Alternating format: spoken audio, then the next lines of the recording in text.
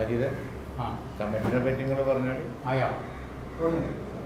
അവിടുന്ന് പറഞ്ഞാൽ കേൾക്കും ഇതിനകത്ത് കേൾക്കൂലേ? സംസാരിക്കുന്ന ആളോടെ ഇരുന്നോ?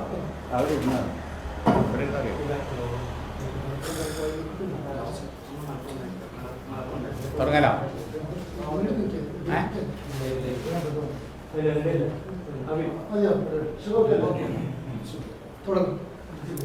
മുസ്ലിം ലീഗ് പാർട്ടിയുടെ ഉന്നതാധികാര സമിതി യോഗം പ്രസിഡന്റ് സയ്യിദ് ഹൈദർ ശിഹാബ് തങ്ങളുടെ അധ്യക്ഷതയിൽ ചേർന്നു. ഇന്നത്തെ യോഗത്തിലെ ഒരു പ്രധാനപ്പെട്ട കാര്യം എന്ന് പറയുന്നത് കേരള കോൺഗ്രസുമായുള്ള പ്രശ്നങ്ങൾ UDF അത് ചർച്ച നടത്തിക്കൊണ്ടിരിക്കുകയാണ്. മുസ്ലിം ലീഗ് പാർട്ടിയെ പ്രതികരിച്ച് കഴിഞ്ഞ ദിവസം കുഞ്ഞാലിക്കുട്ടി സാഹിബും അതുപോലെ മുനീർ സാഹിബും ചർച്ചയ്ക്ക് തിരുവനന്തപുരത്ത് പോയിരുന്നു. UDFുമായുള്ള ചർച്ച, കോൺഗ്രസും നമ്മളുമായുള്ള ചർച്ച, കേരള കോൺഗ്രസിൻ്റെ രണ്ടീവാമുള്ള ചർച്ചയിൽ അവർ പങ്കെടുത്തിരുന്നു. അപ്പോൾ തിരുവനന്തപുരം നടന്നുള്ള ചർച്ചയുടെ റിപ്പോർട്ട് ഇന്നത്തെ യോഗത്തിൽ അവതരിപ്പിച്ചു. ആ കാര്യങ്ങളെപ്പറ്റി പാർട്ടി വിശദമായി ഇന്ന് ചർച്ച നടത്തി. എൻ്റെ മറ്റു വിഷയങ്ങൾ പറയും. അതോടൊപ്പം തന്നെ ഈ പ്രവാസികളെ സംബന്ധിച്ചുള്ള പ്രശ്നങ്ങൾ അതിരൂക്ഷമായ രീതിയിൽ വന്നുകൊണ്ടിരിക്കുകയാണ്. അവരെ നാട്ടിൽ കൊണ്ടുവരുന്ന കാര്യത്തിലും അവരെ ക്വാറന്റൈൻ താമസിപ്പിക്കുന്ന കാര്യത്തിലും കേന്ദ്ര ഗവൺമെൻറ്റും സംസ്ഥാന ഗവൺമെൻറ്റും തമ്മിലുള്ള ഈ കാര്യത്തിലുള്ള വ്യത്യസ്തമായിട്ടുള്ള അഭിപ്രായങ്ങളെ കാര്യങ്ങളെ സംബന്ധിച്ചും അവരുടെ ദുരിതപൂർണമായിട്ടുള്ള അവരുടെ ഈ അവസ്ഥയിൽ നിന്ന് അവരെ ഏത് രീതിയിൽ സഹായകരമായ രീതിയിൽ നിലപാടെടുക്കുന്നതിനെ സംബന്ധിച്ചെല്ലാം ഇന്നത്തെ യോഗം വിശദമായി ചർച്ച ചെയ്യുകയുണ്ടായി. ഈ രണ്ട് കാര്യമാണ് ഇന്ന് പ്രധാനമായി ചർച്ച ചെയ്തത്. അത് സംബന്ധിച്ചുള്ള വിശദാംശങ്ങൾ നിങ്ങളോട് പറയാൻ വേണ്ടിയാണ് വിളിച്ചു കൊടുത്തത്.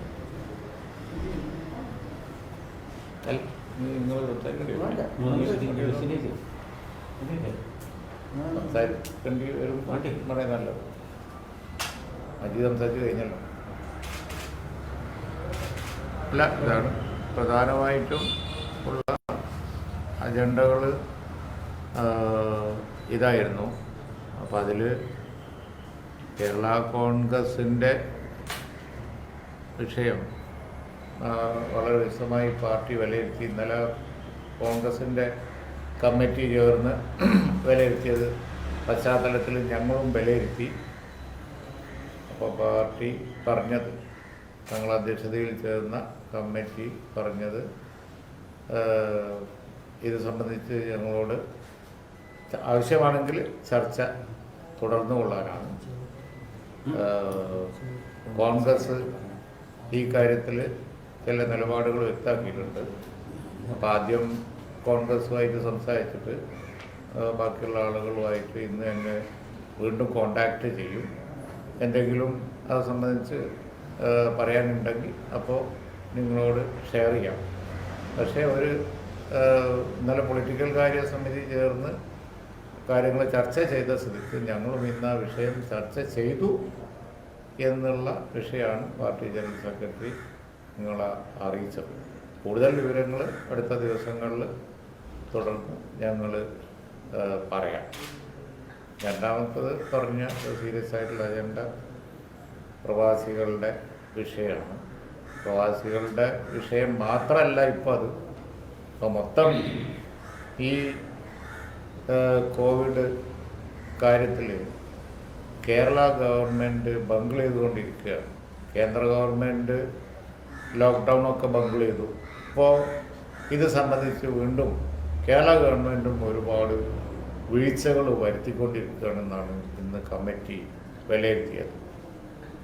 ആദ്യം പറഞ്ഞു വേണ്ടത്ര ക്വാറന്റൈൻ സൗകര്യം ഞങ്ങളെടുത്തിട്ടുണ്ട്. ഇപ്പോൾ ക്വാറന്റൈൻ സൗകര്യം ഒട്ടുമില്ലാത്തതുപോലെയാണ് മനസ്സിലാകുന്നത്.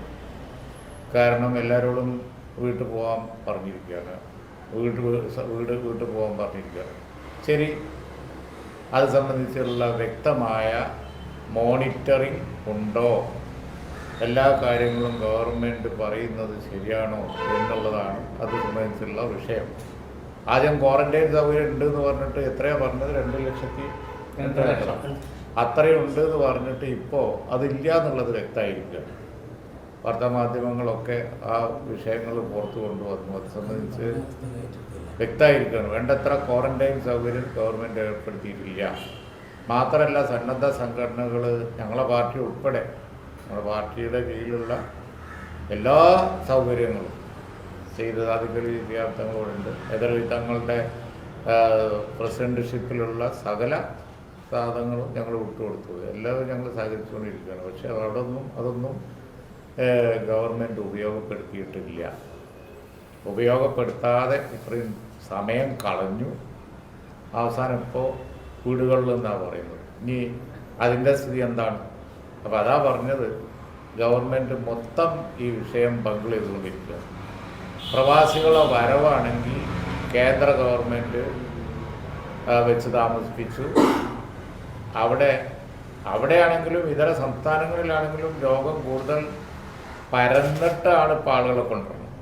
കുറച്ചുകൂടി നേരത്തെ കൊണ്ടുവന്നിരുന്നു എന്നുണ്ടെങ്കിൽ ഇന്ന് ഈ ദയനീയ അവസ്ഥ ഉണ്ടാവില്ലായിരുന്നു.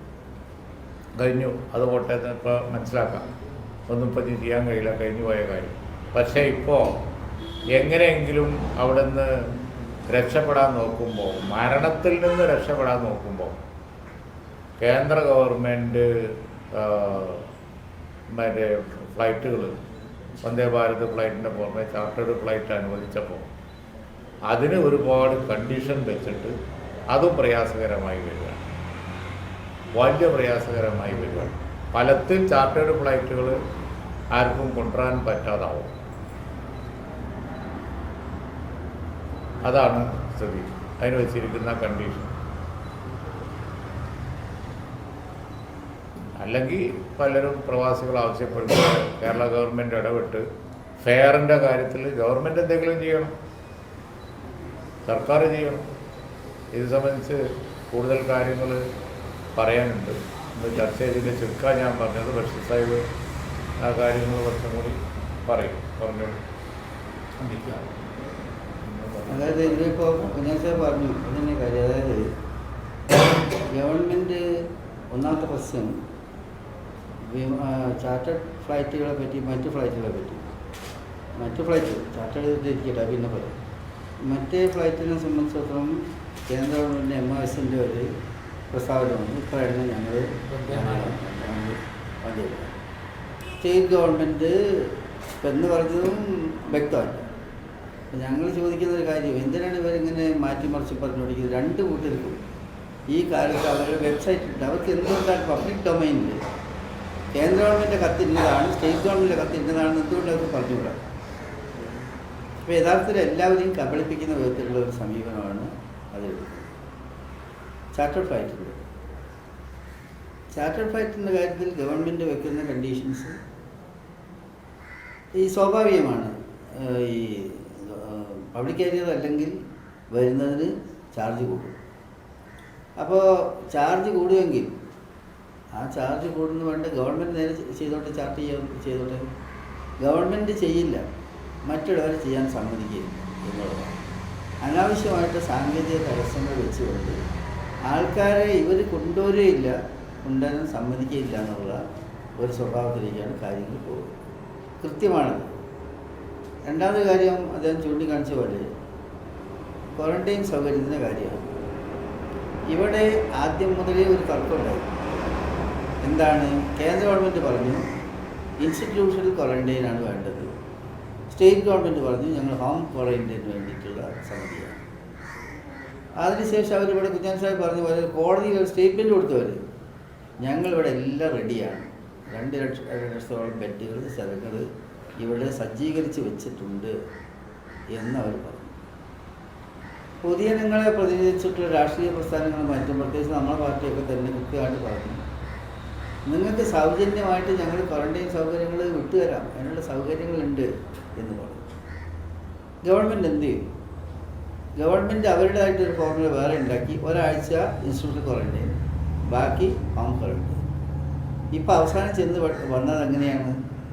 ഇപ്പം മിനിയാത്തോടു കൂടിയുള്ള സംഭവം എന്ന് പറഞ്ഞാൽ ഫ്ലൈറ്റ് ഇറങ്ങി വരുന്ന ആൾക്കാർ ഞങ്ങൾക്ക് വീട്ടിൽ സൗകര്യം ഉണ്ടെന്ന് ഒരു വാക്ക് പറഞ്ഞാൽ അവർ നേരെ വീട്ടിലേക്ക് അയക്കും.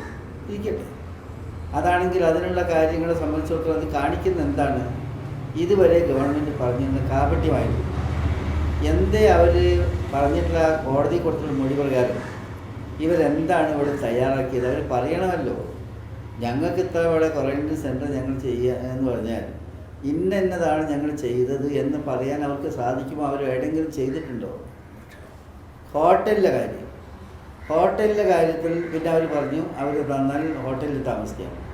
ഹോട്ടലിൽ താമസിക്കുന്ന സമയത്ത് എന്താണ് ഹോട്ടലിലുള്ളവർ സ്വന്തം കയ്യിൽ നിന്ന് പൈസ വഹിക്കണമെന്ന് പറഞ്ഞു. ഹോട്ടൽ മാത്രമല്ല, ഇതിന് ക്വാറന്റൈൻ്റെ ചിലവൊക്കെ വഹിക്കണമെന്ന് പറഞ്ഞു. ഞങ്ങൾ നേരത്തെ പല ഘട്ടങ്ങളിലും പറഞ്ഞിട്ടുള്ളതാണ്. ഇവിടെ 1,00,000 കോടി വിദേശ റെമിറ്റൻസ് കിട്ടുന്ന സ്ഥലമാണ് ഈ കേരളം എന്ന് പറയുന്നത്. ഇവിടുത്തെ എക്കോണമിൻ്റെ തന്നെ എല്ലാ കൺട്രോളും ശരിക്കും അവരുടെ കയ്യിലാണ്. ഇവിടുത്തെ GDPൻ്റെ ഏറ്റവും വലിയ പെർസെൻറ്റ് 30-31% ഇപ്പോൾ ഇവരെ പൈസയാണ്. ഇതൊക്കെ ഉണ്ടായിട്ടും അവർക്ക് ഇങ്ങനെ ഒരു പ്രശ്നം വന്നിട്ട് അവരിവിടെ എത്തിക്കുന്ന കാര്യത്തിലെങ്കിലുമുള്ള ഇവിടുത്തെ ക്വാറന്റൈൻ സൗകര്യത്തിലെങ്കിലുമുള്ള ഒരു സംഗതി അവർ വായിച്ചില്ലെന്ന് മാത്രമല്ല, നിങ്ങൾ വായിച്ചോളെന്ന് പറയുകയും ചെയ്തു. ഇപ്പോൾ സാധുക്കൾ വായിക്കാമെന്ന് പറഞ്ഞാൽ അതിൻ്റെയും കൺഫ്യൂഷൻ ഇപ്പോഴും തീർന്നിട്ടില്ല. അതിൻ്റെ ആവശ്യമില്ലല്ലോ. കാര്യം എന്താ അറിയോ, അവർ വീട്ടിലേക്ക് അയക്കല്ലോ. പിന്നെ വീട്ടിലെന്തോ സമിതിയൊക്കെ ഉണ്ടാക്കിയിട്ടുണ്ടെന്ന് പറഞ്ഞു. ആ സമിതി എല്ലാ വീടുകളിലും പോയിട്ട് നോക്കാൻ കഴിയില്ല എന്നുള്ള യാഥാർത്ഥ്യമാണ്. എങ്കിൽ പോലും അക്കാര്യത്തിലൂടെ ഗവൺമെൻറ് അവ്യക്തതയും ആ നിലയിൽ തുടരുക. അപ്പോൾ ഈ വേറൊരു പ്രശ്നം എന്ന് പറയുന്നത്, ഇവിടെ കുറേ ആളുകൾ ഇതിൻ്റെ ഫലമായിട്ട് മരിച്ചു. വലിയ നമ്പർ ആയിട്ടില്ല, മരിച്ച് കുറച്ച് പേരെങ്കിലും. അവർക്ക് ഗവൺമെൻറ് കോമ്പൻസേഷൻ കൊടുക്കണം. ഗവൺമെൻറ്റിൻ്റെ കോമ്പൻസേഷനെ പറ്റി ചോദിച്ചപ്പോൾ മുഖ്യമന്ത്രി ഇപ്പോഴും പറഞ്ഞിട്ട് അതിപ്പോൾ ആയിട്ടില്ല, അത് പറ്റില്ല എന്നുള്ള നിലയിലാണ് പറഞ്ഞതെന്ന് മനസ്സിലാക്കുന്നത്. അത് വളരെ അനിവാര്യമായിട്ടും ചെയ്യേണ്ടതാണ്. വന്നവരൊക്കെ തന്നെ നമുക്കെല്ലാം അറിയാം. ഈ രോഗം ബാധിച്ചിവിടെ വന്ന ആൾക്കാർ കൂടുതൽ അവരെ കുടുംബത്തിൻ്റെ നരകയാതന എല്ലാവർക്കും അറിയാവുന്ന കാര്യമാണ്. പിന്നെ ഗവൺമെൻറ് ആദ്യം ചെയ്യേണ്ടത് ശരിക്കും പറഞ്ഞാൽ ഇപ്പോഴത്തെ സ്ഥിതി എന്ന് പറഞ്ഞാൽ ഗവൺമെൻറ് ഗൗരവമായിട്ട് ചിന്തിക്കേണ്ടത്, ഇവരവിടെ വെച്ചുകൊണ്ടിരുന്നിട്ട് എന്താ കാര്യം? ഗൾഫ് രാജ്യത്ത് ഇവിടെയോ ക്വാറന്റൈൻ സൗകര്യം ഇല്ല എന്നുള്ളതായിരുന്നു അവർ പേടിയെങ്കിൽ ക്വാറന്റൈൻ അവർ ഏർപ്പെടുത്തിയിട്ടില്ലല്ലോ. ഇപ്പോൾ എന്നാൽ പിന്നെ അവർ വന്നോട്ടെ. അവർ വരാതെ അവിടെ എത്തിയാൽ എന്താ സംഭവിക്കുകയെന്ന് വെച്ചാൽ, ആദ്യം ഒരു ഫ്ലൈറ്റിൽ വന്നിരുന്നത് ഒരു 25 രോഗികളാണ് ഉണ്ടായെങ്കിൽ ഇനി വന്നാൽ 50 ആകുമ്പോൾ കൂടി വരും. അവിടെയാണെങ്കിലോ അവിടുത്തെ സ്ഥിതി എന്ന് പറഞ്ഞാൽ അവിടുന്ന് വിളി എല്ലാ ദിവസവും വന്നുകൊണ്ടിരിക്കുകയാണ്. ആൾക്കാർ പറയുന്നത് എന്താണ്, അപ്പുറത്തെ രോഗിയുണ്ട് അതിൻ്റെ നടുവ് നിൽക്കുന്നുണ്ട്. അതിൻ്റെ പുറമേ ആണെങ്കിലോ പണ്ടുള്ള ചികിത്സ അവിടെ കിട്ടുന്നില്ല. അവിടെ പണ്ടുള്ള ആശുപത്രിയിൽ പോകേണ്ട ആളുകൾക്ക് ഇപ്പോൾ ചികിത്സ കിട്ടുന്നില്ല. അപ്പോൾ ഇതിൽ ഈ സ്പെഷ്യൽ കാറ്റഗറിയിൽപ്പെട്ടിട്ടുള്ള ഗർഭിണികൾ, സോക്കേടുള്ള ആൾക്കാർ, അതുപോലെ തന്നെ വിസ കാലാവധി കഴിഞ്ഞ ആൾക്കാർ, ഈ കാറ്റഗറിയിൽ തന്നെ ചെറിയൊരു ശതമാനത്തെ മാത്രമേ കൊണ്ടുവരാൻ പറ്റിയിട്ടുള്ളൂ. അപ്പോൾ അത് വ്യാപകമായിട്ട് അവരവിടെ കൊണ്ടുവരണം. അതിനും തടസ്സം നിൽക്കുന്നു. അവിടെ നടക്കുന്നതിനെ പറ്റി ഇവർ നിശബ്ദത പാലിക്കുകയാണ്. വളരെ പേടിയിലല്ല അവരുടെ എല്ലാ ഗൾഫ് രാജ്യങ്ങളിൽ നിന്നും കരച്ചിൽ തന്നെ വന്നുകൊണ്ടിരിക്കുന്നത്. അപ്പോൾ ഗവൺമെൻറ് ചെയ്യുന്ന ക്രൂരമായിട്ടുള്ള ഒരു സംഗതിയാണ്. ഇത്തരം കാര്യങ്ങളിൽ ഗവൺമെൻറ്റിൻ്റെ തെറ്റായിട്ടുള്ള നയം തിരുത്തിയില്ലെങ്കിൽ ഇനിയും ഒരുപാടും ആൾ മരിക്കും എന്നുള്ള സ്വഭാവത്തിലാണ് അവിടുത്തെ സാഹചര്യം. ഈ കാര്യങ്ങളെല്ലാം ഞങ്ങൾ ഗൗരവമായിട്ട് ഡിസ്കസ് ചെയ്തിട്ട് കാര്യങ്ങൾ. അതുകൊണ്ട് ഗവൺമെൻറ് കൃത്യമായിട്ട് കാര്യങ്ങൾ ജനങ്ങളെ അറിയിക്കണം. ഇപ്പോഴും കാപ്പട്ടിയാണ് കുഞ്ഞാലി സാഹിബ് പറഞ്ഞത് ഭംഗി ചെയ്തുകൊണ്ടിരിക്കുകയാണ്. അതുകൊണ്ട് കൃത്യമായിട്ട് അവർ പറയണം. അവർ ഈ ആളെ എടുത്ത് കൊണ്ടുവരുന്ന കാര്യത്തിൽ വളരെ സ്പീഡിൽ അവർ കാര്യങ്ങൾ ചെയ്യണം. ഒരു ഫ്ലൈറ്റ് വന്ന് ഇവിടെ വലിയ ഫ്ലൈറ്റ് ജംബോ ജെറ്റ് ഇവിടെ ഇറക്കാൻ കഴിയില്ല എന്ന് പറഞ്ഞ് പോയി. ഒരു ഫ്ലൈറ്റിൽ 10, 20, 250 ആൾ വന്നിട്ട് എന്താ കാര്യം? അങ്ങനെയാണെങ്കിൽ സ്പെഷ്യൽ കാറ്റഗറിയിൽപ്പെട്ട ആളുകളെ പോലും എപ്പോഴാണ് കൊണ്ടുവന്ന് തീരുക? അപ്പോഴത്തേക്ക് അവിടെ സോക്കേട് വന്നിട്ട് കുറേ ആളുകൾ മരിച്ചിട്ടുണ്ടാകുന്ന സ്ഥിതി വന്നുകൊണ്ടിരിക്കുകയാണ്. അവിടെയുള്ള മരണ റേറ്റ് വളരെ കൂടുകയാണ്. അത്ഭുതകരമായ വിധത്തിലാണ് ഇതിൻ്റെ വർദ്ധിക്കുന്നത്. അപ്പോൾ അതെല്ലാം ഗവൺമെൻറ് ഗൗരവമായിട്ട് കാണണം. ഈ മരിച്ചവരുടെ കുടുംബത്തിന് കോമ്പൻസേഷൻ കൊടുക്കണം. എന്നിത്യാദി കാര്യങ്ങളാണ് ഞങ്ങൾ ഇന്ന് സംസാരിച്ചത്. പ്രവാസി സംഘടനകളുടെ പ്രതിയാണ് KP മുഹമ്മദ് കുട്ടി. അവർ പ്രവാസി സംഘടനകളൊക്കെ വീക്ഷിക്കുകയാണ്. ഇല്ലെങ്കിൽ അവർ പ്രക്ഷോഭം തുടങ്ങുന്ന സ്ഥിതിയിലേക്ക് പോവുകയാണ്. തുടർ നടപടികളെക്കുറിച്ച് അവർ ആലോചിക്കാതെ അവർ സെപ്പറേറ്റ് പറയും. ഇപ്പോഴല്ല നീരൊക്കെ പറയുന്നത്. കേരള കോൺഗ്രസിന്റെ കാര്യത്തിൽ കോൺഗ്രസ് ഇന്നലെ തീരുമാനം പറഞ്ഞിരിക്കുന്നത് വിജയദശമിന് അനുകൂലമാണ്. വിജയദശമിന് അനുകൂലമാണോ മുസ്ലിം ലീഗ്? അല്ല, അങ്ങനെയല്ല ഒരു ക്വസ്റ്റ്യൻ ഇപ്പോൾ വൈകിട്ടില്ല. ഞങ്ങൾ കോൺഗ്രസ് ആണ് ഇത് സംബന്ധിച്ച് ഒരു നിലപാട് ഫൈനലായിട്ട് എടുക്കേണ്ടത്. അപ്പോൾ ഞങ്ങൾ ബന്ധപ്പെട്ട എല്ലാവരോടും ചർച്ച ചെയ്തുകൊണ്ടിരിക്കുകയാണ്. ലീഗിൻ്റെ നിലപാട് വ്യക്തമാക്കേണ്ട സമയമല്ല ഇപ്പോൾ, പ്രശ്നം പരിഹരിക്കേണ്ട സമയമാണ് ഇപ്പോൾ. ഞങ്ങൾ എല്ലാ വിഷയവും ചർച്ച ചെയ്തു, അതാണ് മജീദ് പറഞ്ഞത്. കരാർ ലംഘിക്കുന്നു എന്നാണ് പി ജോസഫിന്റെ പരാതി. അങ്ങനെ കരാറില്ല എന്നാണ് അതിന്റെ ഡീറ്റെയിൽസ് ഇല്ല, അതിന്റെ ഡീറ്റെയിൽസിലേക്ക് ഇപ്പം ലീഗ് പോകില്ല, നിങ്ങൾക്ക് അറിയാലോ.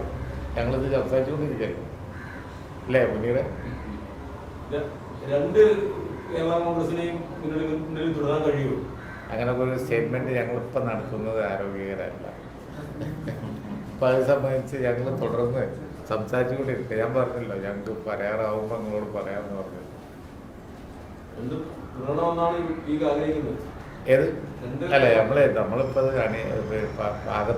അകത്ത് സംസാരിക്കട്ടെ, പുറത്ത് പറയാൻ വല്ലതും ഉണ്ടാവുമ്പോൾ തീർച്ചയായിട്ടും നിങ്ങളോട് പറയാം. കോൺഗ്രസിന്റെ ഈ വിഷയത്തിലുള്ള നിലപാട് ലീഗ് വിലയിരുത്തിയെന്ന് പറഞ്ഞല്ലോ, അതിനകത്ത് ആ ഒരു ഇതിനോട് ചേർന്ന് പോകുന്ന നിലപാട് അല്ല അങ്ങനെയല്ലേ ഞങ്ങളിപ്പോൾ അല്ലാതെ ഈ കാര്യത്തിൽ കേരള കോൺഗ്രസിൻ്റെ ഇഷ്യൂവിൽ കുഞ്ഞാൽ സാഹിബും മിനിസ്റ്റർ ഡിസ്കഷനിൽ പോയിരുന്നു. ഇതിൻ്റെ എന്താ പറയുക, പഞ്ചായത്ത് ഇതിൻ്റെ ഒരു കാര്യത്തിൽ വളരെ ആക്റ്റീവായിട്ട് മുസ്ലിം ലീഗുണ്ട്. നമ്മളെ ലീഡേഴ്സിനെ തന്നെ വളരെ ഡെപ്യൂട്ട് ചെയ്തിരിക്കുക അവരുടെ സമീപകാര്യം. അപ്പോൾ മുസ്ലിം ലീഗ് അതിൽ എന്തെങ്കിലും ഒരു നിങ്ങൾ ചോദിക്കുന്നതിന് ഒരു മറുപടി എന്ന് പറഞ്ഞാൽ നിങ്ങൾ പോസിറ്റീവായിട്ടൊരു മറുപടി പ്രതീക്ഷിക്കുന്നുണ്ടാവും, അല്ല എന്തെങ്കിലും മറുപടി പ്രതീക്ഷിക്കും. ഞങ്ങൾ ചെയ്യില്ല. കാരണം എന്താ വെച്ചാൽ ഞങ്ങളുടെ എഫേർട്ട് എന്ന് പറഞ്ഞാൽ ഇഷ്യൂ സെറ്റിൽ ചെയ്യാം. UDFൻ്റെ അടിത്തറ ഭദ്രമാക്കാൻ വേണ്ടിയാണ് മുസ്ലിം ലീഗ് നിൽക്കുന്നത്. അതിലിപ്പോൾ നിങ്ങൾ ചോദിക്കുന്ന ചോദ്യമൊക്കെ ഞങ്ങൾക്ക് അവകാശമുണ്ട്. പക്ഷേ ആ രഞ്ജിപ്പിൻ്റെ ഞങ്ങളുടെ പരിശ്രമത്തെ ദുർബലപ്പെടുത്തുന്ന വിധത്തിലുള്ള സ്റ്റേറ്റ്മെൻറ്റ് ഞങ്ങൾക്ക് ഒരിക്കലും പറയാനുള്ളൂ. അവരുടെ അടുത്ത സബ്ജക്റ്റിലേക്ക് കടക്കാം. കോൺഗ്രസിന്റെ ഭാഗത്തുണ്ടായില്ല. കോൺഗ്രസ് യോഗത്തിന് ശേഷം ഒരു ഗ്രൂപ്പിന്റെ കൂടെയാണ് ഞങ്ങളൊന്ന് പരസ്യമായി പറഞ്ഞു. അതുകൊണ്ട് ഇപ്പം അടുത്ത ബഷീർ പറഞ്ഞ സാഹചര്യത്തിൽ ചോദ്യങ്ങൾ കൂടുതൽ ചോദിച്ചാൽ ഒരു ഗുണമില്ല. അതുകൊണ്ട് അടുത്ത സബ്ജക്റ്റിലേക്ക് കിടക്കാം. ഈ ഇബ്രാഹിമിനെതിരെ ഒരു പരാതി നൽകിയെന്ന് പറഞ്ഞിരുന്നു. ഇന്നത്തെ കമ്മിറ്റി അത് ചർച്ച എന്നും കേട്ടിരുന്നു. പരാതി ഇല്ലല്ലേ ചർച്ച ഇല്ലല്ലോ മജീദ്? അങ്ങനെ യാതൊരു പരാതിയും സ്റ്റേറ്റ് ഗവൺമെന്റ് കിട്ടിയിട്ടില്ല. അങ്ങനെ പറഞ്ഞ വാർത്തയൊന്നും ശരിയല്ല, അതുകൊണ്ട് ഞങ്ങൾ പറഞ്ഞു. ഓക്കെ, അടുത്തത് പരാതി ഉണ്ടായിട്ടില്ല, അതുകൊണ്ട് ചർച്ചയില്ല. പരാതി നമ്മൾ കിട്ടിയിട്ടില്ല, നമ്മൾ പുരാ പ്രശ്നം. ഓക്കെ. ഈ ചാർട്ടർ വിമാനങ്ങൾ ഇപ്പോൾ നിലവിൽ 40 വിമാനങ്ങൾക്ക് വരെ ഒരു ദിവസം ഇറങ്ങാൻ അനുമതി നിലവിൽ തന്നെ സംസ്ഥാന സർക്കാർ കൊടുത്തിട്ടുണ്ടെന്നാണ് ഇന്നലെ മുഖ്യമന്ത്രി പറഞ്ഞത്. 12 വിമാനങ്ങൾ പോലും വരുന്നില്ല എന്ന് മുഖ്യമന്ത്രി പറഞ്ഞില്ല. ഏത് ചാർട്ടർ വിമാനങ്ങൾക്ക് ഒരു ദിവസം 40 വിമാനങ്ങൾക്ക് വരാൻ അനുമതി നൽകിയിട്ടുണ്ട്. പക്ഷേ 12 വിമാനങ്ങൾ പോലും ഇപ്പോൾ നിലവിൽ വരുന്നില്ല. ഈ ഒരു സാഹചര്യത്തിൽ സംസ്ഥാന സർക്കാർ അനുമതി നൽകുന്നില്ല, അല്ലെങ്കിൽ തടസ്സം വരുത്തുന്നു എന്ന് പറയുന്നതിൽ എന്താണ് ഒരു അടിസ്ഥാനം? അല്ല, ഇതിൽ വന്നിരിക്കുന്ന ഒരു വിഷയം എന്താണെന്ന് വെച്ച് കഴിഞ്ഞാൽ, ചാർട്ടേഡ് ഫ്ലൈറ്റ് എന്ന് പറഞ്ഞാൽ ചാർട്ടേഡ് ഫ്ലൈറ്റാണ്. അതിൻ്റെ ഫെയർ അതിന് ചില മാനദണ്ഡങ്ങളുടെ അടിസ്ഥാനത്തിൽ വരുന്നതാണ്. അപ്പോൾ ഫ്രീ ആയിട്ട് കൊണ്ടുവരണമെന്നുണ്ടെങ്കിൽ സന്നദ്ധ സംഘടനകൾക്കൊക്കെ ടിക്കറ്റ് സ്പോൺസർ ചെയ്യാം. നിശ്ചിത ശതമാനം ഞങ്ങളുൾപ്പെടെ പ്രവാസി സംഘടനകൾ അത് ചെയ്യുന്നുണ്ട്. നിശ്ചിത ശതമാനം, മുഴുവൻ ഫ്രീ ആക്കി കൊണ്ടുവരാൻ കഴിയില്ലല്ലോ, ചെയ്യുന്നുണ്ട്. അപ്പോൾ ഫെയറിൻ്റെ വിഷയത്തുമ്പോൾ തപ്പി തടഞ്ഞ് അവസാനം ചാർട്ടേഡ് ഫ്ലൈറ്റേ ഇല്ലാതാവരുത്. അതാണ് ഞങ്ങൾ പറയുന്നത്. ഫെയറിൻ്റെ വിഷയത്തിൽ വല്ല കൺഫ്യൂഷനും കേന്ദ്ര ഗവൺമെൻറ്റായിട്ടോ ചാർട്ടേഡ് ഫ്ലൈറ്റ് കമ്പനികളായിട്ടോ കേരള ഗവൺമെൻറ് ഉണ്ടെങ്കിൽ കേരള ഗവൺമെൻറ് അത് ഇടപെട്ട് ചർച്ച ചെയ്ത് പരിഹരിക്കുക വേണ്ടത്. അല്ലാതെ ഇന്ന ഫെയറിലേക്ക് കൊണ്ടുവരാൻ പാടുള്ളൂ എന്ന് പറഞ്ഞ അവസാനം ഫ്ലൈറ്റേ മുടങ്ങി പോകുന്ന സാഹചര്യം ഉണ്ടാവരുത്. പ്രവാസികൾക്ക് കിട്ടിയ ഏറ്റവും വലിയൊരു ആനുകൂല്യമാണ് ചാർട്ടേഡ് ഫ്ലൈറ്റ്. അത് ഏറ്റവും കൂടുതൽ ഫ്ലൈറ്റ് പോന്നാലേ അവർക്ക് ഗുണമുള്ളൂ. പൈസ കൊടുക്കാൻ കഴിയാത്ത ആളുകളുണ്ടെങ്കിൽ അവർക്ക് ടിക്കറ്റ് സന്നദ്ധ സംഘടനകൾ സ്പോൺസർ ചെയ്യുന്നുണ്ട്. ഇനി അതല്ല കേരള ഗവൺമെൻറ് വല്ല കൺസെഷൻ കൊടുക്കുകയോ സബ്സിഡി കൊടുക്കുകയോ അല്ലെങ്കിൽ കമ്പനികളായിട്ട് നെഗോഷിയേറ്റ് ചെയ്യുകയോ എന്ത് ചെയ്താലും നമുക്ക് വിരോധമില്ല. പക്ഷേ സബ്സിഡി കൊടുത്ത് കൊണ്ടുവരാമല്ലോ ടിക്കറ്റിൽ, ഫെയറാണ് പ്രശ്നം എന്നുണ്ടെങ്കിൽ. പക്ഷേ ഇതൊന്നും ചെയ്യാതെ ഫെയറിൻ്റെ കാര്യം പറഞ്ഞ് അവസാനം കേന്ദ്ര ഗവൺമെൻറ്റും കേരള ഗവൺമെൻറ്റും കൂടി തർക്കിച്ച് അല്ലെങ്കിൽ ഫ്ലൈറ്റ് കമ്പനികളായിട്ട് തർക്കിച്ച് ചാർട്ടേഡ് ഫ്ലൈറ്റ് ഇല്ലാതാക്കരുത് എന്നാണ് ഞങ്ങൾ പറയുന്നത്. ചാർട്ടേഡ് ഫ്ലൈറ്റ് ലിമിറ്റ് ചെയ്യരുത്. അത് കിട്ടിയിരിക്കുന്ന ഒരു ഭയങ്കര എസ്കേപ്പ് റൂട്ടാണത്. കാരണം വന്ദേ ഭാരതിൽ വരുന്ന ഫ്ലൈറ്റുകൾ അതിന് നമ്പറിനൊരു കണക്കുണ്ട്. ചാർട്ടേഡ് ഫ്ലൈറ്റിന് പിന്നെ ചാർട്ടേഡ് ഫ്ലൈറ്റ് സംബന്ധിച്ച് കേന്ദ്ര ഗവൺമെൻറ് മൊത്തം ഒരു നമ്പർ പറഞ്ഞിട്ടുണ്ട്. അതിൽ മാക്സിമം നമ്മൾ യൂട്ടിലൈസ് ചെയ്യണം. ഫെയർ സംബന്ധിച്ച് കേരള ഗവൺമെൻറ്റിന് എന്തെങ്കിലും നിലപാടുണ്ടെങ്കിൽ അത് കുറക്കണം എന്നാണെങ്കിൽ ഞങ്ങൾക്ക് ആർക്കും അതിൽ വിരോധമില്ല. പക്ഷേ അതിന് സൊല്യൂഷൻ കാണണം. അത് പറഞ്ഞ് ഫ്ലൈറ്റ് മുടക്കരുത്, അല്ലേ? ഫ്ലൈറ്റ് മുടങ്ങിപ്പോയത് ഇതാണ് ഞങ്ങൾ അതിൽ പറയുന്നത്. പ്രവാസികളുടെ മരണം ഇപ്പോൾ ഒരുപാട് അവരുടെ ജീവനം പ്രവാസികളാണ് പറഞ്ഞ കുടുംബം. പക്ഷെ അത് അവർക്കൊരു സഹായത്തിൻ്റെ കാര്യത്തിൽ കുറച്ച് വൈകിയോ അത് അവരോട് ആവശ്യപ്പെടാൻ അല്ലെങ്കിൽ സർക്കാരിൻ്റെ ഭാഗത്ത് അത് അങ്ങനെ ഒരു സംഭവമേ ചിത്രത്തിൽ ആരും പരിഗണിക്കുന്നില്ല. എല്ലാവരും ആ കുടുംബം എന്ന് പറയുന്നത് പ്രവാസിനെ മാത്രം അവരുടെ വരുമാനത്തിന് ഡിപ്പെൻഡ് ചെയ്യുന്നവരാണ്. ആ ഒരു ആളില്ലാതെ അതുകൊണ്ടാണല്ലോ വളരെ പാവപ്പെട്ട കുടുംബമാണ്. അത് നമ്മുടെ സർവകക്ഷി യോഗത്തിൽ വരെ മുസ്ലിം ലീഗ് പാർട്ടി ഒരു കാര്യം പറഞ്ഞിട്ടുണ്ട്. കൊടുക്കണം. പക്ഷെ അത് നേരത്തെ പരിഹാരമുണ്ടായിട്ടില്ല. പരിഹാരം ഉണ്ടാവുന്നില്ല. പുറത്തുനിന്ന് മരിച്ചവർക്ക് കൊടുക്കേണ്ടതില്ല എന്നുള്ള നിലപാട് ഇങ്ങനെയുണ്ട്. പക്ഷെ ഇത് പുറത്തുനിന്ന് മരിക്കാനുള്ള കാരണം എന്താണ്? നമ്മൾ അകത്തേക്ക് കടത്താത്തതുകൊണ്ടാണ്. അപ്പൊ നമ്മൾ കാരണമാണ് അവർ മരിച്ചുകൊണ്ടിരിക്കുന്നത്. ഒരു 10 ലക്ഷം വെച്ച് കൊടുക്കുകയാണെങ്കിൽ ആകെ 15 കോടി. അല്ല, ഒരു കാര്യം കൂടി പറയാം. നമ്മുടെ പ്രവാസികളുടെ വിഷയം മാത്രമല്ല, പഠിക്കാൻ പോയ വിദ്യാർത്ഥികൾ പല സ്ഥലത്തും ഇതേ സ്ഥിതിയിലുണ്ട്. ഗവൺമെൻറ്റുകളൊക്കെ കേന്ദ്രമായാലും സംസ്ഥാനമായാലും കുറച്ചും കൂടി സീരിയസ് ആവണം. കുറച്ചും കൂടി സീരിയസ് ആയില്ലെങ്കിൽ കേരളം എന്ന് പറഞ്ഞാൽ പുറത്തുള്ള മലയാളികളും കൂടി ഉൾപ്പെട്ടതാണ്, വിദ്യാർത്ഥികൾ ഉൾപ്പെടെ. അത് ഇനിയും ഇങ്ങനെ ബങ്കിൾ ചെയ്താൽ വലിയ ദുരന്തം സംഭവിക്കും. അതുണ്ടാകുക. ലോക്ക്ഡൗൺ ബങ്കിൾ ചെയ്തതിൻ്റെ ഫലമാണ് ഇന്ന് രോഗമില്ലാത്ത സമയത്ത് ബോംബെ നിന്ന് ആളുകൾക്ക് വേണമെങ്കിൽ വണ്ടി കയറി പോരായിരുന്നു. വെച്ച് താമസിപ്പിച്ച അവസാനം അവിടെ മാക്സിമം ആയപ്പോൾ ഇപ്പോഴാണ് അവിടുന്ന് വരുന്നത്. അതിൻ്റെ ഫലമാണ് ഈ നമ്പർ ഇങ്ങനെ കേരളത്തിൽ കണ്ടില്ലേ. ഇപ്പോൾ വരുന്നവരുടെ നമ്പർ എത്രയാണ്? ഇന്നലെ 94ആണ്. ഇത് വന്നത് എങ്ങനെ? എന്തിന് ഗവൺമെൻറ്റുകളും കൂടി ഉത്തരവാദിയാണ്. നേരത്തെ കൊണ്ടുവന്നിരുന്നു എന്നുണ്ടെങ്കിൽ എത്ര കുറച്ചായിരുന്നു. ചെന്നൈയിൽ കോവിഡേ ഉണ്ടായിരുന്നില്ല. ആ സമയത്ത് പോരാൻ പറഞ്ഞാൽ പോരെ. ലോക്ക്ഡൗൺ വരാൻ പോകുന്നുണ്ട്, വേഗം സെൽഫ് കൺട്രോളിൽ നിന്ന് പറഞ്ഞാൽ പോരായിരുന്നു. ഇതേസ്ഥിതിയായിരുന്നു മാർച്ചിൽ വിദേശത്ത് നിന്ന് ഫ്ലൈറ്റ് വന്നപ്പോൾ. ഒരു ഫ്ലൈറ്റ് വന്ന 6 ആൾ 7 ആൾ ഇത്രേ പോസിറ്റീവ് കേസ് ഉണ്ടായിരുന്നുള്ളൂ. ഇപ്പോഴോ ഇതാണ് ബങ്കിൾ ചെയ്യാണ് ഗവൺമെൻറ്റുകൾ. 2 ഗവൺമെൻറ്റും ബങ്കിൾ ചെയ്യാണ്. ബങ്കിൾ ചെയ്ത് ഇത് വളരെ കോസ്റ്റ്ലിയാണ്. ഇത് രാജ്യത്തിനും സംസ്ഥാനത്തിനും വലിയ ദുരന്തം ഉണ്ടാക്കും. അതാണ് ഞങ്ങൾ ഇന്നത് വിശദമായി ചർച്ച ചെയ്തത്. ഈ ചാർട്ടർ ചെയ്തിട്ട് വീട്ടിലെത്തുന്ന പ്രവാസികളുമായി അവരെ ക്വാറന്റൈൻ ചെയ്യേണ്ട കാര്യങ്ങളും മറ്റൊക്കെ സർക്കാർ ഒരു പ്രതികൂല നിലപാട് സ്വീകരിക്കുന്നു എന്നുള്ളൊരു ആരോപണപ്പെടുന്നുണ്ട്. രണ്ടൊരു വിവേചനം ചാർട്ടർ ചെയ്ത് വരുന്ന അതിലുള്ള പ്രവാസികളോട് വിവേചനം കാണിക്കുന്നു. ഫെയറിൻ്റെ കാര്യത്തിൽ ഗവൺമെൻറ്റിന് ആത്മാർത്ഥത ഉണ്ടായിരുന്നെങ്കിൽ ഫെയറിൻ്റെ കാര്യമാണ് വലിയ പ്രശ്നം തന്നെ. ഇപ്പോൾ ഈ വന്ദേ ഭാരതിൽ വരുന്നവരൊക്കെ അതിൽക്കൊക്കെ ഒരേ ട്രീറ്റ്മെൻറ്റാണോ കിട്ടുന്നത്? പേ ചെയ്യുന്നവർ അതിലും വരുന്നില്ല. വന്ദേ ഭാരതിൻ്റെ ലോ ചാർജ് ഇപ്പോൾ എല്ലാവരും ഉപയോഗപ്പെടുത്തുന്നില്ലേ? നമ്മളതിനൊന്നും കുറ്റം പറയുന്നില്ല. ഇതൊരു അടിയന്തര സാഹചര്യമാണ് വരുത്തുന്നത് ഉപയോഗപ്പെടുത്തുന്നത്. പക്ഷേ അതിൽ തന്നെ സാമ്പത്തികമായിട്ട് വ്യത്യാസമുള്ളവരില്ലേ? അതല്ല പ്രശ്നം. അവിടുന്ന് മലയാളികൾ എളുപ്പം രക്ഷപ്പെടലാണ് വിഷയം. അതിനവർ എത്ര ഫെയർ കൊടുക്കാൻ തയ്യാറാകും. പേര് രജിസ്റ്റർ ചെയ്ത് കഴിഞ്ഞു. ചാർട്ടർ ചെയ്തു വന്ന വിമാനത്തിലുള്ള തിരിച്ചു കൊടുക്കാനും തയ്യാറുണ്ട്. ചാർട്ടർ ചെയ്തു വന്ന വിമാനത്തിലുള്ള പ്രവാസികളെ കൃത്യമായി ക്വാറന്റൈൻ ചെയ്യുന്നില്ല എന്നുള്ളൊരു പ്രശ്നമാണ്. ക്വാറന്റൈൻ നിർത്തി. ക്വാറന്റൈനെ അവർ ചെയ്യുന്നില്ല. ഇപ്പോൾ അവര് പിന്നെ വന്ദേ ഭാരതിലും ചെയ്യുന്നില്ല, ഇതിലും ചെയ്യുന്നില്ല. കോഴിക്കോട്ടെ എന്നറിയാണ് ഹോം ക്വാറന്റൈനിലേക്ക്.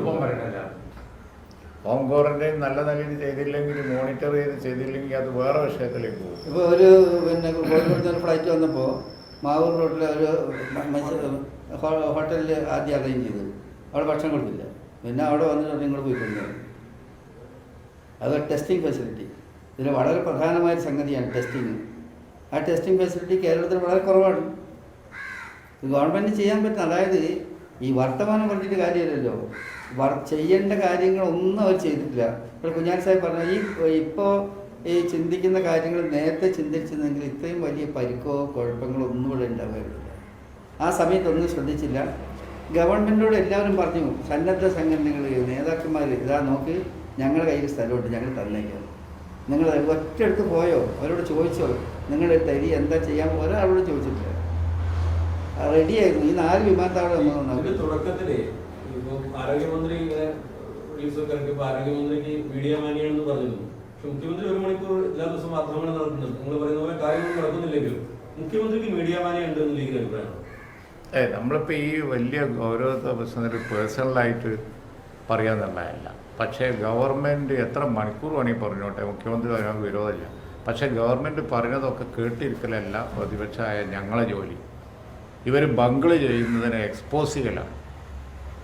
ഇനി ബംഗിൾ ചെയ്താൽ ഞങ്ങൾ നന്നായി എക്സ്പോസ് ചെയ്യും. യാതൊരു ദാക്ഷിണ്യം കാണിക്കാത്ത വിധത്തിൽ ഞങ്ങൾ എക്സ്പോസ് ചെയ്യും. എത്ര മണിക്കൂർ സംസാരിക്കേണ്ടി, അരമണിക്കൂർ 1 മണിക്കൂർ അവർ തീരുമാനിച്ചു. ഞങ്ങൾക്ക് പ്രശ്നമൊന്നുമില്ല.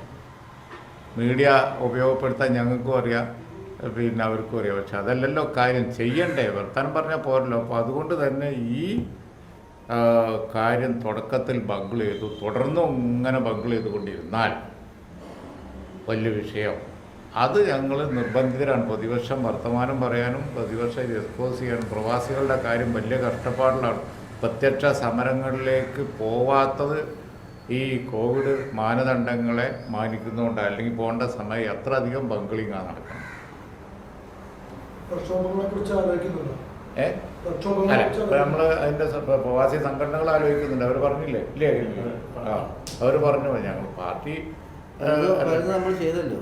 നമ്മളെ കോവിഡ് മാനദണ്ഡങ്ങൾ പാലിച്ചുകൊണ്ട് നടന്നുകൊണ്ടിരിക്കുന്നുണ്ട്. ഇന്നലെ യുവജന സംഘടനകളൊക്കെ ഇത് തന്നെ ഏറ്റെടുത്തിരിക്കുന്നു. മരണപ്പെട്ടു പോയ കുടുംബങ്ങളെ കൈകാര്യം വേണ്ടിയിട്ട് 170 അംഗങ്ങളെ കുടുംബങ്ങളെ പങ്കെടുപ്പിച്ചുകൊണ്ട് അവർക്ക് ഓഫീസിൻ്റെ മുന്നിൽ പ്രത്യേക സമരത്തിന് തീരുമാനിച്ചു. അല്ല, ഇതൊന്നും ഗവൺമെൻറ് ചെയ്യിപ്പിക്കരുത്. അതാണ് ഇപ്പോൾ വേണ്ടത്. ഈ അപകടകരമായ സാഹചര്യത്തിൽ പ്രക്ഷോഭത്തിലേക്ക് ആരെയും തള്ളിവിടുന്നത് ശരിയല്ല. ഇത് ആനയുടെ കാര്യം പറഞ്ഞ് ഞങ്ങൾ ചർച്ച ചെയ്യാത്ത വിഷയമാണ്. പക്ഷേ ക്ലാരിഫൈ ചെയ്യണമെന്നുണ്ടെങ്കിൽ ക്ലാരിഫൈ ചെയ്യാം. ലീഗ് വക്കീൽ നോട്ടീസ് അയച്ചിട്ടുണ്ട് എന്ന് പറയുന്നു ജനകാന്തി. അത് നിയമ നടപടികളുമായിട്ട് ശക്തമായി മുന്നോട്ട് പോകുക തന്നെയാണോ? അത് നോട്ടീസായിട്ട് മറുപടി അപ്പോഴേ പറഞ്ഞു. അല്ലെ, ആനയുടെ കാര്യമൊന്നും ചെയ്യാൻ പാടില്ലാത്തായിരുന്നു അവർ. കാരണം എന്താണെന്ന് വെച്ച് കഴിഞ്ഞാൽ കാള വെറ്റു എന്ന് പറയുമ്പോൾ കയറെടുക്കലാണ്. കാരണം മലപ്പുറം എന്ന് കേട്ടാൽ ഹാലളകലാണ്. ഇതെന്ത് ഏർപ്പാടാണ്? ഞാൻ ചോദിക്കട്ടെ, മലപ്പുറം എന്ന് പറഞ്ഞ ജില്ലയെ അവിടെ കേന്ദ്രത്തിൽ ഇരിക്കുന്ന കേന്ദ്രമന്ത്രിമാർക്ക് ആരെങ്കിലുമൊക്കെ കൂടി ചേർന്നൊന്ന് പരിചയപ്പെടുത്തി കൊടുക്കണം. കാരണം ഇപ്പം ഡിജിറ്റൽ ലോകം വന്നതിനെക്കുറിച്ച് ഈ ലോക്ക്ഡൗൺ കാലത്ത് ഏറെ പറഞ്ഞുകൊണ്ടിരിക്കുന്നു പ്രധാനമന്ത്രിയും കേന്ദ്ര ഗവൺമെൻറ് വക്താക്കളുമൊക്കെ. ആ ഡിജിറ്റൽ വിപ്ലവം തുടങ്ങിയ ജില്ലയാണ് മലപ്പുറം ജില്ല. മലപ്പുറം ജില്ലയിലെ മാറാക്കരയിൽ അന്നത്തെ മുഖ്യമന്ത്രി AK ആൻ്റണി തുടങ്ങിയ കമ്പ്യൂട്ടർ സാക്ഷരതാ പരിപാടിയും അക്ഷയും അതാണ് പിന്നെ രാജ്യം മുഴുവൻ വ്യാപിച്ചത്. മാത്രമല്ല ഡോക്ടർ കലാം വന്ന് ഉദ്ഘാടനം ചെയ്തത് അതാണ്. അത് കേരളത്തിൽ മുഴുവൻ വരുന്ന അവസാനം അന്നത്തെ രാഷ്ട്രപതി വന്ന് അതിൻ്റെ പൂർത്തീകരണം ഉദ്ഘാടനം ചെയ്തു. ഈ വിപ്ലവം, ഡിജിറ്റൽ വിപ്ലവം ഇന്ത്യയിൽ തുടങ്ങിയ ജില്ലയാണ് മലപ്പുറം ജില്ല. ഇതിൻ്റെ ചരിത്രമൊക്കെ ഒന്ന് കേന്ദ്രമന്ത്രിമാർ പഠിക്കണം. മലപ്പുറം എന്ന് പറഞ്ഞു കഴിഞ്ഞിട്ടുണ്ടെങ്കിൽ സാക്ഷരത, ഡിജിറ്റൽ സാക്ഷരത, അതുപോലെ അനവധി ഡെവലപ്മെൻറ്റ്, എന്തിനും വളരെ നല്ല ഒരു ജില്ലയാണ്. ആ ജില്ലയെക്കുറിച്ച് വേണ്ടാത്ത ഇളകിയപ്പോൾ ഇത് മലപ്പുറമായിട്ട് യാതൊരു ബന്ധവുമില്ല, വേറെ ജില്ലയിൽ നടന്നു. ഇപ്പം എല്ലാം വലിയ മോശമായ സ്ഥിതിയിലെത്തി പ്രതികരണക്കാരൊക്കെ ഇത് അതല്ല എന്നറിഞ്ഞപ്പോൾ. അപ്പോൾ അതുകൊണ്ട് ഇതൊരു അവരൊക്കെ മലപ്പുറം സന്ദർശിക്കട്ടെ, എന്നിട്ട് അഭിപ്രായം പറയാം. സത്യാവസ്ഥ ബോധ്യപ്പെട്ടിട്ട് പോട്ടെ. നാനാ ജാതി മതസ്ഥരും വളരെ സൗഹൃദത്തിൽ ജീവിക്കുകയും വലിയ ഡെവലപ്മെൻറ്റിനും സാക്ഷരതക്കും ഡിജിറ്റൽ സാക്ഷരതക്കും മാതൃകയാവുകയും ചെയ്ത ജില്ലയാണ് മലപ്പുറം ജില്ല. ഈ കേന്ദ്രമന്ത്രിമാർക്ക് അതിനെക്കുറിച്ച് അറിയില്ലായിരിക്കും. ഒരു ജില്ലയെ അപമാനിക്കരുത്. അതുകൊണ്ടാണ് അജീത് പറഞ്ഞത്. ഇനി മറുപടി എന്താണെന്ന് നോക്കാം. പിൻവലിച്ച് മാപ്പ് പറയേണ്ടതാണ്. Yes okay.